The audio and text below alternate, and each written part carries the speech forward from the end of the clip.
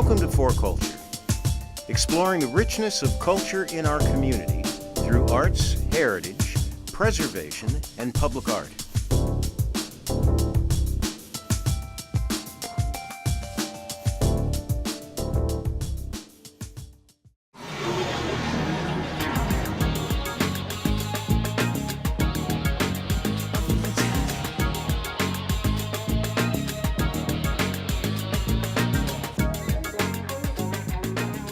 Though the demographics of Seattle's central area has seen a dramatic shift in the recent decades, the contributions of numerous African Americans who called this area home for multiple decades prior remains clear. Professionals, athletes, laborers, spiritual leaders, and of course musicians are all still a part of the fabric that makes Seattle such a desirable place to live. A series of parks throughout Seattle's central area pay homage to the dynamic spirit of some of her former residents. One of Seattle's most famous sons has recently had a park named for him. Welcome to Jimi Hendrix Park.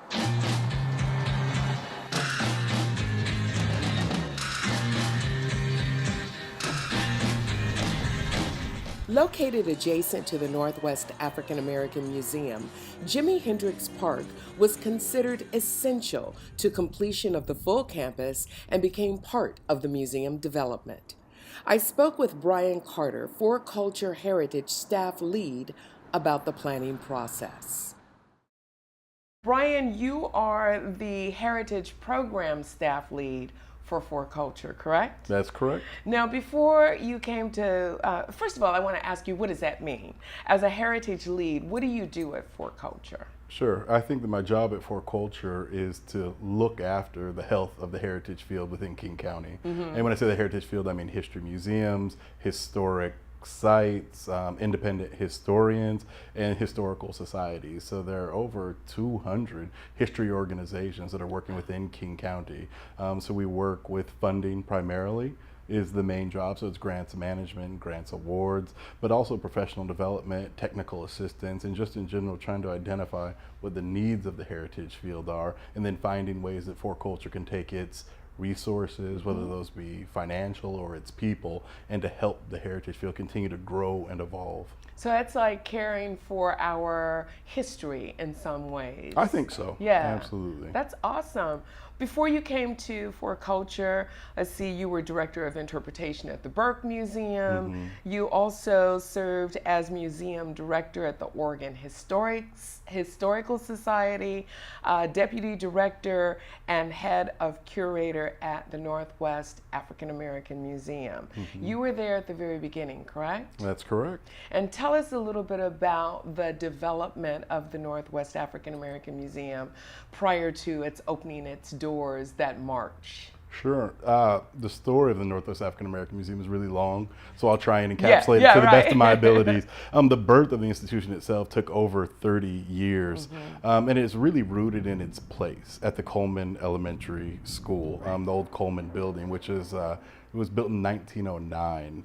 What happened is that it served as a school, an elementary school, and it was also an alternative school within Seattle's Black community. And so many people went there. I grew up in Yakima, but all my cousins in Seattle actually went to Coleman Elementary School. So did I.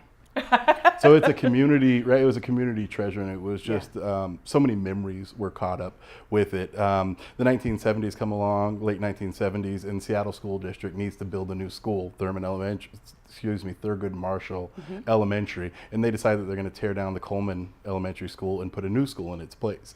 And there were quite a few folks in the community who stepped up and said, we're not going to let that happen. Those people included Charlie James, Omari Tahir Garrett, and there was an entire group of folks who broke into the building and occupied it for over 12 years. No heat, no air, no water, but they believed in that building as a space for the exploration of African American history, art, and culture. And they stayed there, and they were supported by community members who brought them food, and they had bullhorns on top of the building, and they were demanding money, and it was a really radical group, but they said this space is for the African American community in Seattle. They were able to stop its demolition, and there were lots of fits and starts, and a lot of community groups and political interest to try and turn it into a museum. Eventually, the Urban League of Metropolitan Seattle got involved and ended up purchasing the building from the Seattle Public Schools. At that point is when Carver Gayton came on as the executive director of the museum project. Barbara Earl Thomas and myself were the founding staff members. And so this was 2004. I was a graduate student at the University of Washington, and I joined the project and was just really fortunate to see it through to its opening in 2008. So I think that's great. Well, I think the piece that you talk about in the history and the evolution of the museum is its sense of place and significance.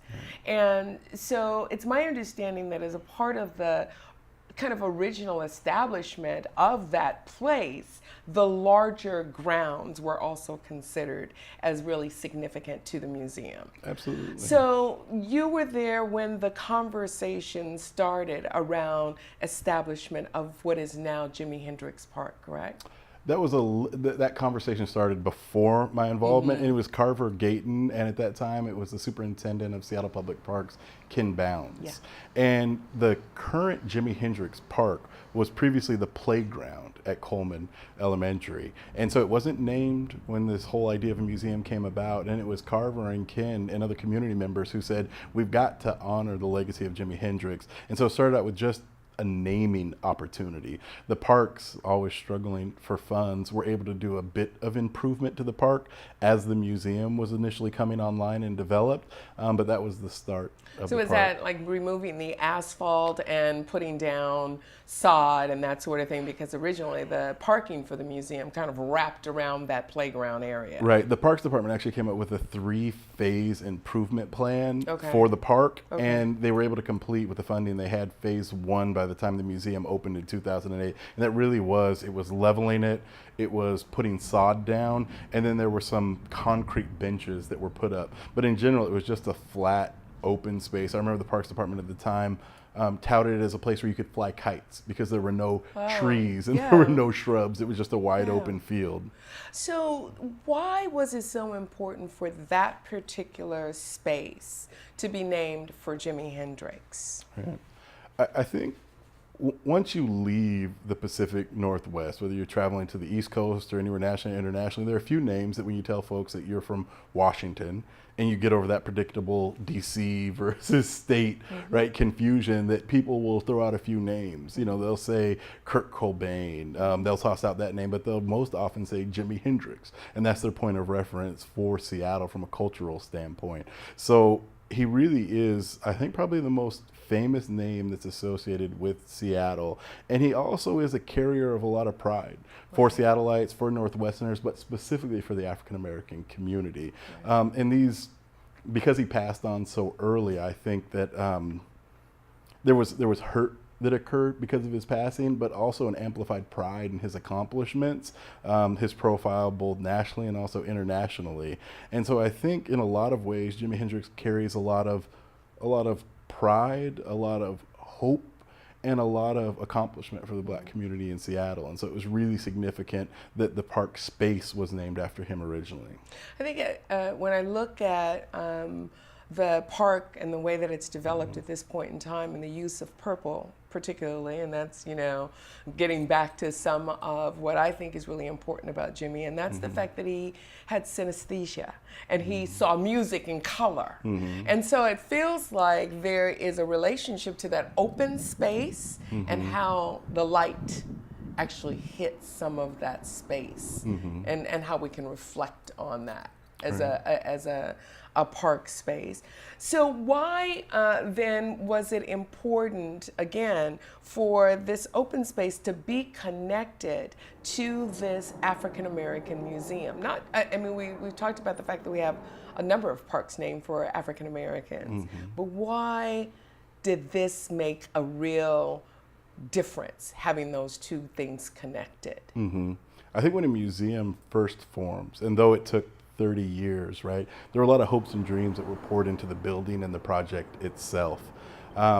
And what we needed to do as I think staff of the museum was to connect ourselves right beyond the building to the community that existed. And I think the park itself was a conduit for us to be able to do that. So connected to the park, right, their homes and their businesses and their individuals and their events and sporting events that happen. So it was really important that the museum utilize the tools at its disposal to connect itself to the community. Instead of just saying we're place-based and this historic building is so significant, true, but what we have inside our doors, right, had to be brought to the community that surrounded us. So I think the park helped with that.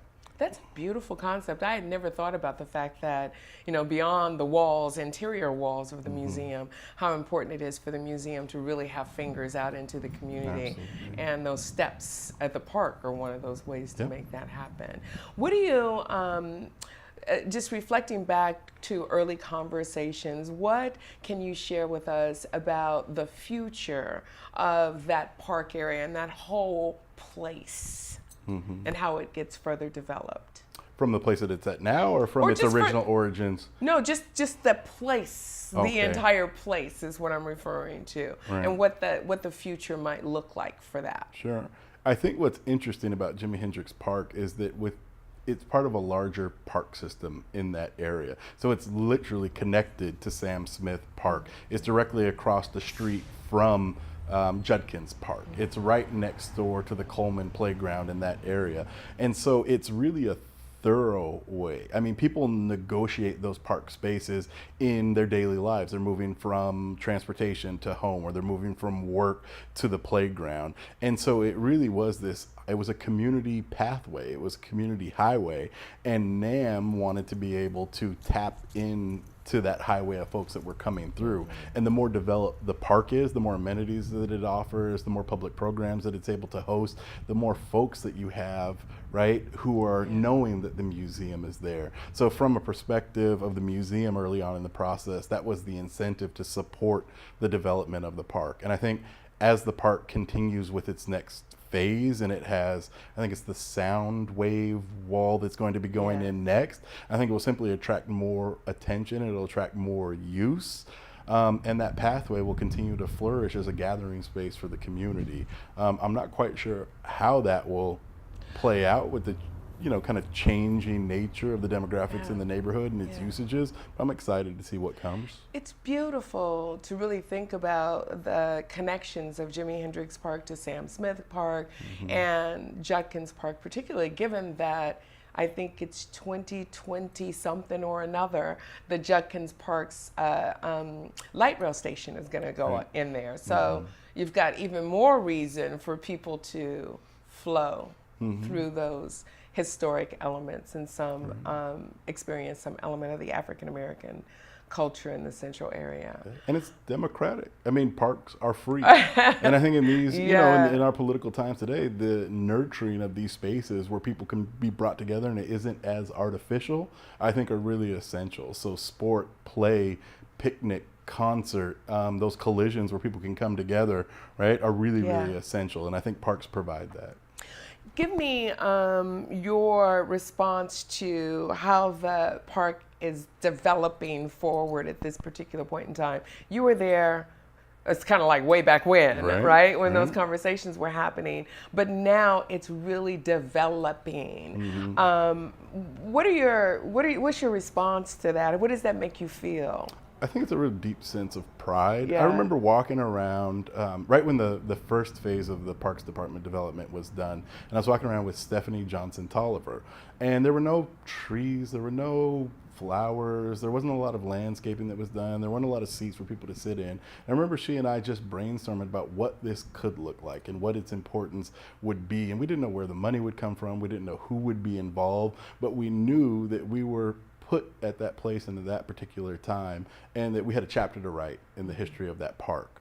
And so I think it was the hope of that moment that I see with the park development at this point, is that now, I mean, it's so much more vibrant. You've got, the Jimi Hendrix signature right on the front. You've got an access way there right on 23rd that people are able to come into.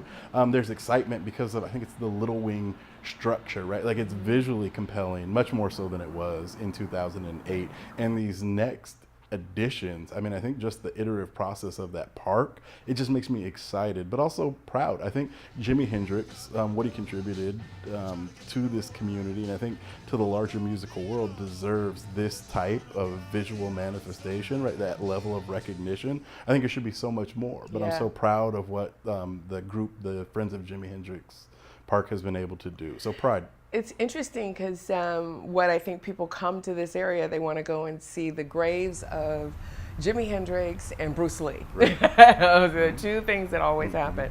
But by having this park, you can experience him from a real live perspective as opposed to just his death. Right. And I think that's really interesting. So going back to the beginning, as heritage programs lead, how is Jimi Hendrix Park going to figure into your professional life from this point forward? I think my involvement with the project initially, I'm just a history nerd at Yeah. heart. And so for me, commemoration is one thing, recognition of a legacy is one thing, but it's actually the conveyance of information, the interpretation of Jimi Hendrix's legacy, what that means for today, that was significant to me.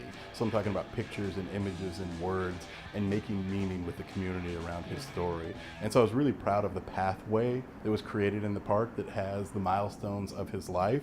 There are some interpretive signs that are now up, and I know there are ones that are planned in the future that can share the story of his life and what its relevance is for the issues that we're facing today. And I think that is a significant part of the park. So I want to see people playing soccer there. I want to see them coming for concerts, but I also want them to grapple with what Jimi Hendrix's life was. It wasn't the easiest life. He moved around a lot, didn't have a ton of money, suffered from a lot of the same issues that Black folks in that community have suffered with for generations and continue to today. So there's a lot more, I think, historical significance of the story of Jimi Hendrix beyond his musical genius. And I think it's contingent on those that are involved with the park project to continue that level of interpretation and use and making sure that it's relevant to the issues that we're facing today.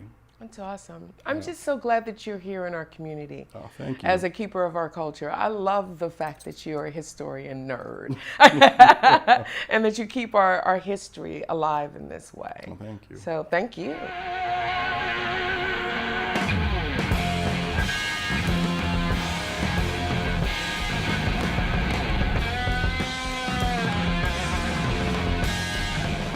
Well, thank you ladies so very much for joining me. We're sitting inside the Northwest African American Museum, which is the backdrop for the Jimi Hendrix Park, and I'm really excited to learn more about the park development with both of you.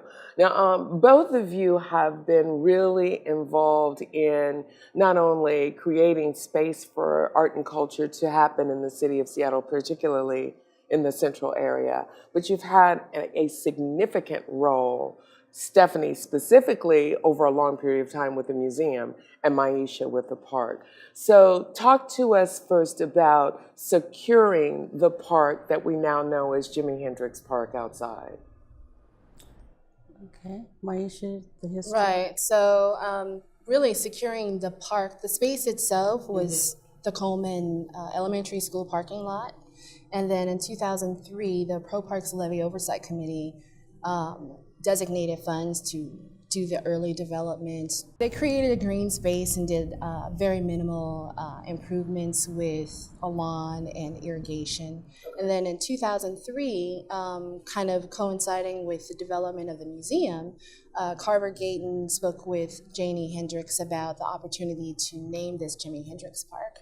So they sought the support of Governor Gregoire and also Gene Gotten, and officially named the park Jimi Hendrix in 2006. That's amazing. And so how did the park naming coincide with the museum development? Stephanie, you've been involved with the museum development over a very long period of time. Yeah, I came on to the museum team early on before the museum even opened with Brian Carter, and working on some curriculum projects with Brian. The conversation about developing the park came on a little bit later than when the museum opened. The museum opened April 2008. Brian Carter and I had an early conversation, I'd say late 2008, maybe the first of 2009, about just wanting some trees and a bench. in the park. That's cool. Now, Maisha, you know, one of the bigger projects that you led and developed in the Central area was the expansion of the Powell Barnett Park. And so I'm assuming that that experience really paved the way and prepared you for the next park project. How did how did you get involved, let me put it that way, with this particular park project off of Powell Barnett? So late in 2009, like late summer, I was at an event at Floware Park, which is another park in the Central area. And this lovely lady, Stephanie Johnson Tolliver, introduced herself to me and told me about the efforts to bring together a committee to develop Jimi Hendrix Park, and asked if I would be interested in attending the meeting. So that was the beginning of our relationship. And give me a quick overview of what the scope of work is for developing a park like this. Right. So going back to Powell Barnett Park as being kind of like my primary experience in just overall built environment development, if you will. It starts with the schematic design. In our case, we also began with just community capacity building and getting to know the neighbors and asking them what they wanted to see in a park. So there's some overlap with the same process with Jimi Hendrix Park. And we did 3 public engagement meetings. The first one, though, was just kind of like, hey, would you like to develop Jimi Hendrix Park? And that was in 2010. We had over 70 community people show up. It was a very lively discussion. So, and then after the public design process we did in 2011, then we had this wonderful design. So you come up with design plans and then construction documents, and then the hard work kind of begins. And what about the resources? What about garnering the resources to do not just a green space, but a green space that is named for someone that has artistic elements associated with it? What's the financial scope of the Jimi Hendrix Park? Yeah, I think that with an icon like Jimmy, once we were sitting around and talking about different opportunities, we knew it would be broad. We know we could go local, national, international. Yeah. And fortunately, Maisha brought some experience to the table as our project manager about who we could reach out to. We had other members on our committee at that time, really great members who had experience in development, which included Carmen Gayton was with us early on, Dana Frank and Joyce Modi, right. Deb Clothier. Right. I mean, all these people with great development experience. So really these 3 ladies are the ones who secured the first funding for the park, and that was the Parks and Green Spaces levy. It was $500,000. Okay. So they advocated for inclusion of this park in that levy and the designation of $500,000. Right. Okay. Great. And then from there, you had to do additional fundraising. I'm assuming individual, public, private, etc. Right, all of the above. So Jimi Hendrix also brought in some of her partners, like Hard Rock International. We partnered with them internationally, and they sold T-shirts, which yielded more than $750,000. Wow. Yeah. Who knew T-shirts could raise $750,000? Right. Yeah. And then subsequently we did other, we have a long list of local funders. The Department of Neighborhoods, Seattle Department of Neighborhoods has been a very crucial partner for us from the design process all the way through the grand opening. Well, the city has a, let me see, not a partner, but kind of another supporter on the other side. King County support came in. And I'm assuming that 4Culture provided a pretty significant element of support for the project as well. Instrumental. Absolutely. Instrumental. So one of the key elements of this park is to promote arts and culture. Yes. And the Building 4Culture partnership between 4Culture and King County funded our main outdoor exhibit space.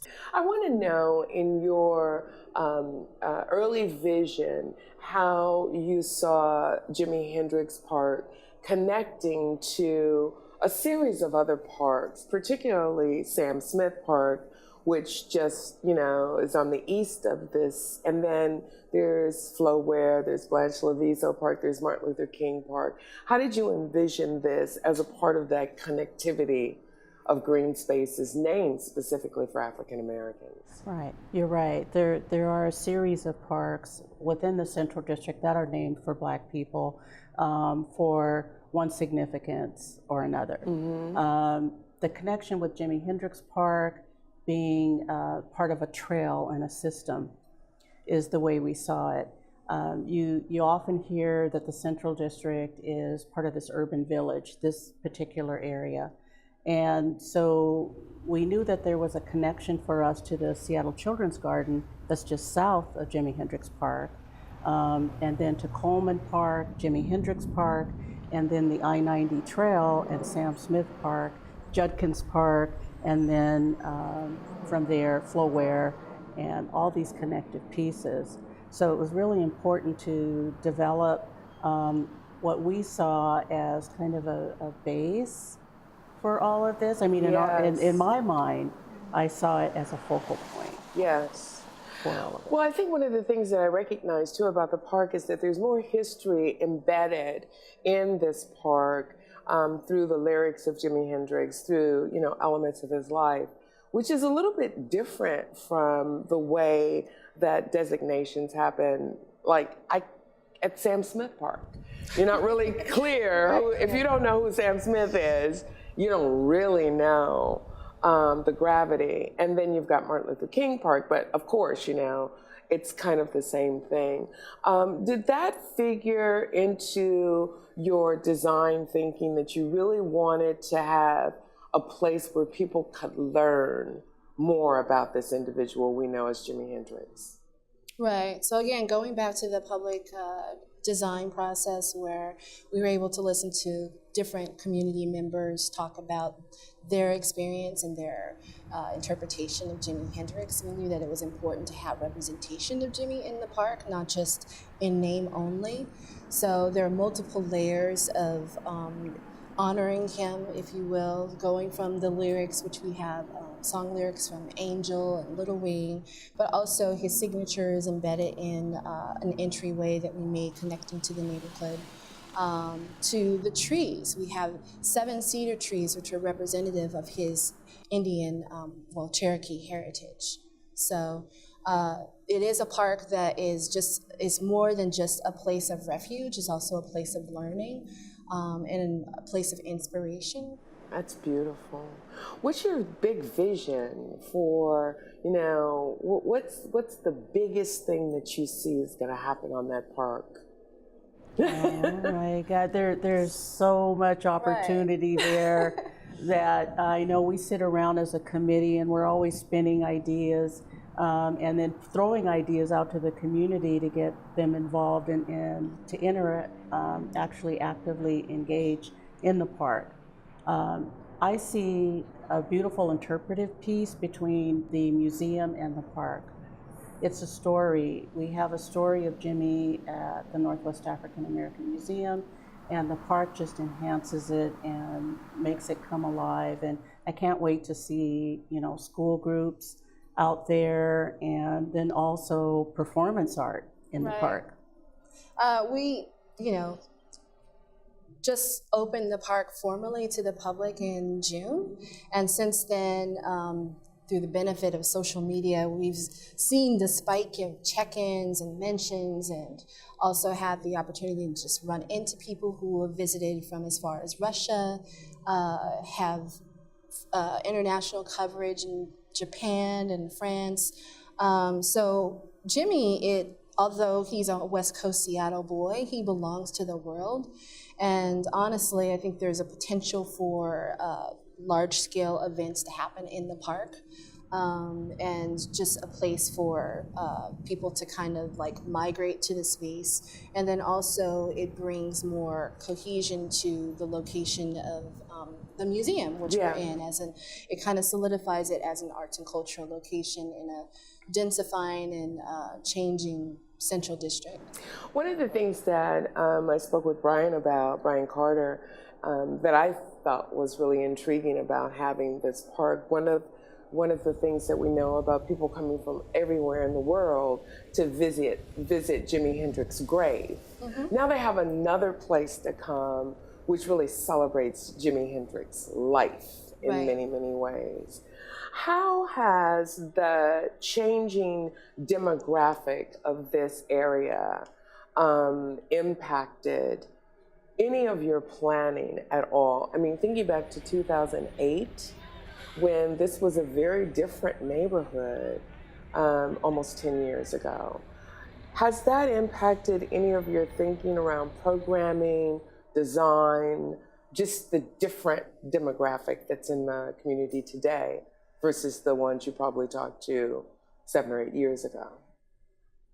Well, granted, the demographic has changed significantly through the Central District, and particularly over, I don't know, the last 15, maybe 20 years.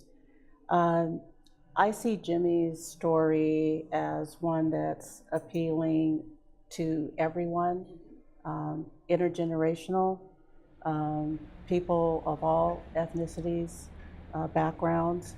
And so I feel that we're doing a great idea, doing some things with ideas about putting it out to the community, that this is your park, regardless of who you are, and just encouraging particularly the music scene to come out. The music scene, but then also the Friends has gone beyond just the schematic design that came out of our public engagement process.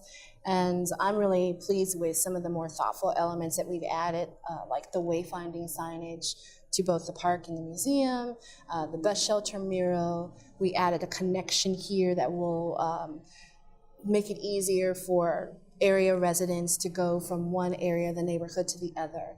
And then upcoming, we'll be doing a mural project with a very talented artist named Aramis Hamer, which will kind of anchor one of our entryways. We know Aramis's work. Aramis is the one that did the beautiful KEXP mural over at Seattle Center. Beautiful. So this is all for the community to know that this is their space, that we are welcoming them in. And with that, you know, the light rail station that's coming in 2023 will bring a lot more visitors to this area. And we want them to consider Jimi Hendrix Park and the museum at the same time as a place of play and adventure. Yeah.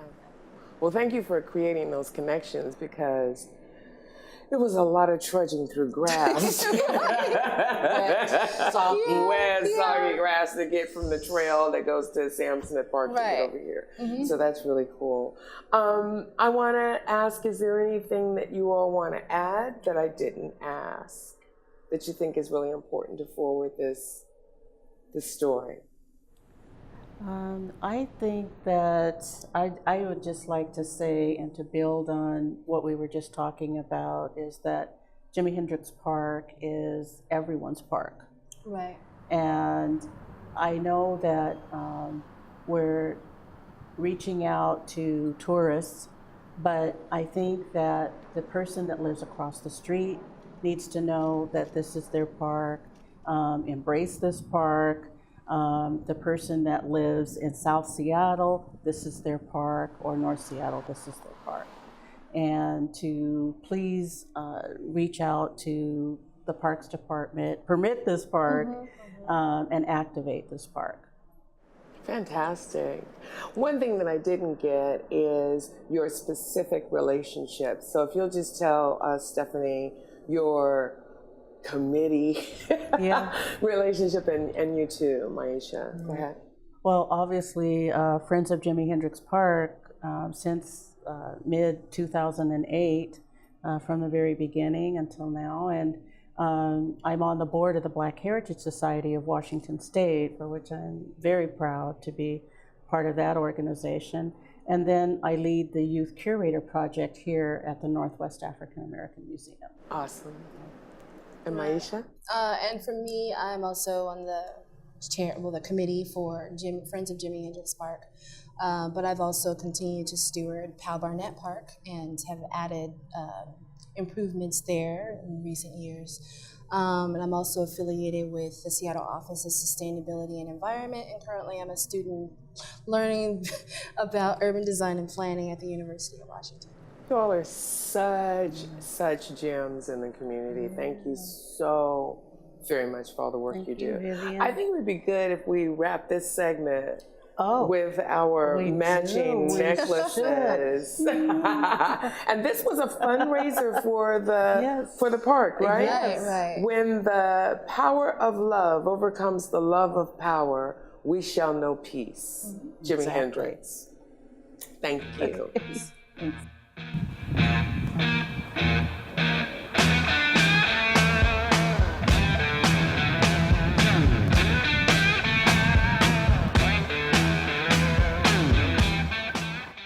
One of the things I didn't ask you specifically was about why you chose Jimi Hendrix as the name for this park, or the individual whose inspiration you wanted to preserve at this park. I don't know. I think that the idea came about with Janie, Okay. with Jimi Hendrix and Okay. Carver Gayton, and the idea that Janie sat on the board of the Northwest African American Museum, as did Carver at the time. Okay. And the space was wide open, Yeah. and they talked, and it all Yeah. was magic from there. And then plus it's close to his childhood home. Right, Exactly. I was going to say, Attended. Jimmy Right, used to live right exactly. over on the other side of Jenkins Park. Right, Right. and went to school Yeah. at Washington Middle Yes. School. So, Yeah. right, location. right? Location, Yeah. location. That's great. So what are the elements that you incorporated here in the park that elevate Jimmy's life? Well, we actually, along the design itself is a guitar. It's a deconstructed guitar. So the park design is a deconstructed guitar. Right. I didn't know that. It is. So the main entryway that we created at 25th in Massachusetts, when you come atop that is the head of the guitar. And then coming into the park is actually the neck of the guitar. And along the neck we have a chronological timeline of his life. I didn't realize that. That's beautiful. I just thought it was done, in a really thoughtful and strategic way. But I didn't know that was a guitar. That's pretty cool. Right. And go ahead. I'm sorry, I was going to say, and as the timeline is as the frets Right. of the guitar. Yeah, so. Okay. All right. So, and the timeline is on the south end? No, it's actually along the pavement. So as you're along the walking pavement. in, then you Okay. come in and you absorb all of this information about Jimi Hendrix Okay. before you enter into the center space. And we're sitting under what is called the butterfly. Is that correct? The shell that is kind of the focal point for the park? It is one of our focal points. Actually, we have another one that we're planning to build called the Shadow Wave Wall. Okay. But the central shelter is representative of half of a butterfly wing. Half of a butterfly wing. Okay. Yes. And why was orange chosen as the color for that? I think when we looked at a palette of colors with our designers, and the orange was pretty standout and significant against the purple of the walk, and it just made much sense to us to go that route. Now, we did look at a number of oranges. Right. Which degree of orange? Yes, right? that's it. Works. Shades, hues, all of that intensity. And so this is what we have today. We're really happy. Well, I know I was here for the opening of the park, and the butterflies served as a little bit of a shelter for the staging area. So I'm imagining that it will also be a little bit of an amphitheater focal point once you start doing concerts. Actually, you just did a concert here a couple of weeks ago, right? We did. We followed up the grand opening with a jazz concert featuring local artists, and we're encouraging other groups to have their events here. So it could be a performance space. There are school groups who are using the space now. So it's multi-purpose. That's beautiful. We talked a little bit about some of the specific trees that line the park. But Stephanie, I'm going to guess that you had a hand in the tree selection.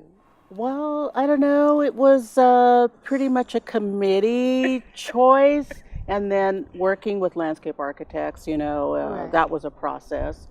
The trees, one in particular that I did advocate for is the Polonia trees that are in the park.